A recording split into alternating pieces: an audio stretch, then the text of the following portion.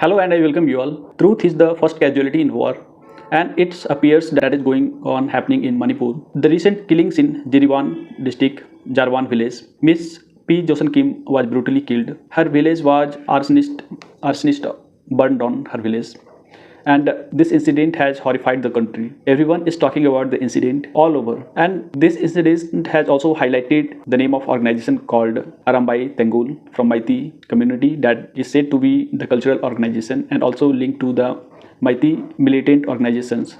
But here one thing is very catching that this women or this village belong to Hmar community and they had possibly an agreement with Mighty community. So the obvious question is why Mighties will go there and burn down the village. But soon after the incident on Twitter, on social media, everywhere, Kuki community has directly blamed the Mighty community for this violence, this atrocities and burning down of whole of the village, displacing people. Now it appears to me as propaganda. I don't know the whole truth, but it's looks like propaganda from outer side because this Hmar community in Manipur, they were against Cookies, they were against inclusion of Hmar community under the umbrella term Kuki. Kuki organization has repeatedly tried to include Hmar community under their influence, and Hmar community tried to maintain their isolationist approach.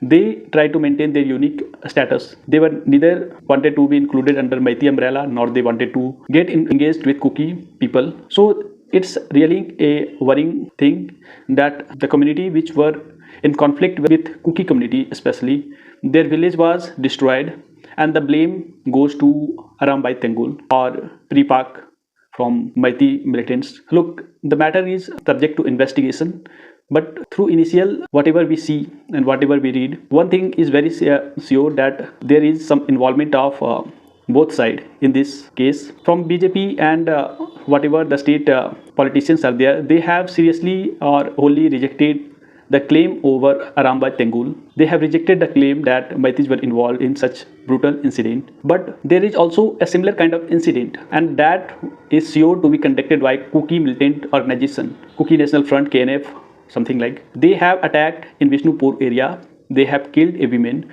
who was working in her field, and that is very sure. There is no propaganda attached in it. It's very sure, and it was done when there were already paramilitary forces present in that area. The initial reports from Imphal Valley claims that all of the Imphal Valley surrounded by hills, all these hills are dominated by Kuki militants and they regularly raid in Imphal Valley. These militants conduct patrollings inside Imphal Valley, and people from Imphal Valley, majorly Mighty community, they have no access to these hilly areas. They are scared to even go out of Imphal Valley. They are traumatized really, and the people from Kuki community, they are defending such kind of heinous things. They are defending that such kind of actions by Kuki community, like segregating Maitis completely from other parts of Manipur.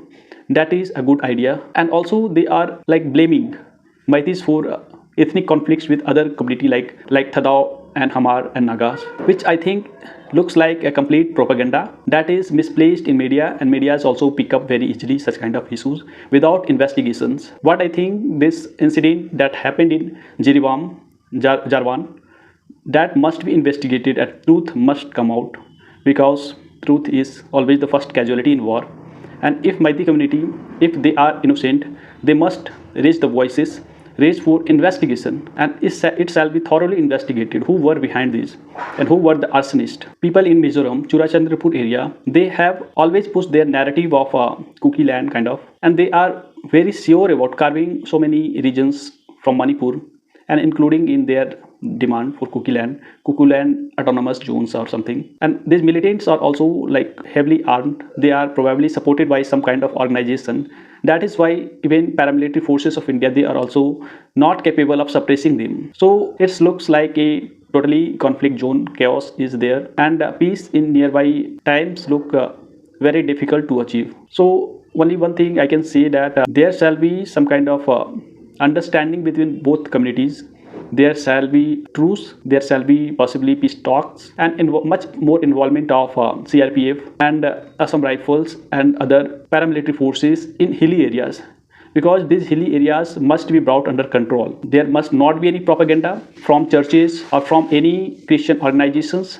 There shall be proper deployment of forces outside Imphal in Kuki dominated areas where most of refugees from Myanmar live. These refugees are another like big deal, and possibly this all conflict that has started in Manipur that were never before on such large scale, that has all somewhere I think is linked with instability in Myanmar, and influx of Chin people in Mizoram. Chin people, the same people who belongs to Kuki ethnicity, Jo ethnicity, they are probably behind such kind of activity.